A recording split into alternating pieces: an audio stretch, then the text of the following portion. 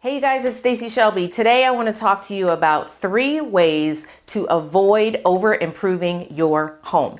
So let's get started. Number one, what you want to do if you're thinking about making any improvements to your house, you want to consider how long you plan on staying in that house. And this is really something good to think about when you first buy the house. How long do you think you're going to stay in the house, especially if you've purchased a house that maybe it needs a little bit of work, or maybe you buy it and you know that there are a few things in that house that you're ultimately going to want to change. Think about how long you plan on staying there before making any major improvements. So if you plan on staying there for just a few years, it doesn't make sense to make a ton of improvements unless, of course, that's kind of like the thing that you're planning on doing. You know, you bought this house, at a really great deal. You bought it under market value. And if you make these improvements, that'll take it up to market because you're going to sell it and maybe move to another house or move out of state or whatever, right?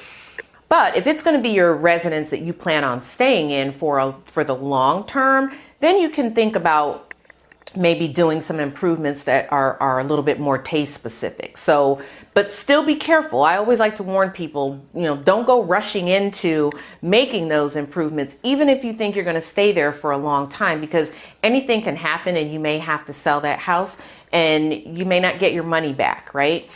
That then leads me into number 2. So the thing you want to do when you're getting ready to make those improvements is check the comparables in the area.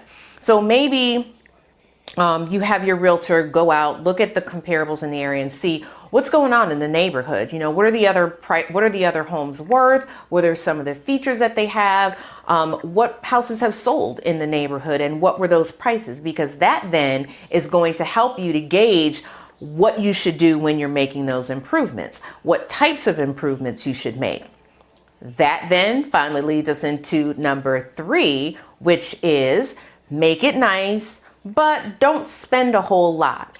So once you get the comparables and you're like looking at the numbers and you're pretty clear on what's going on in the neighborhood, how long you're going to stay in that house, then you know whether or not you should spend a lot or spend a little. I like to recommend spending as little as possible when you're making your upgrades. And especially if you're making like really taste specific upgrades, things that you really want to be careful of are like pools, right? Pools are expensive. Especially if you're going to do, in-ground pools and, there's a whole lot of other things that go into that. And that's like an entirely another video. But things like pools don't bring value at all in certain neighborhoods. That's just something that you just get because, you want a pool.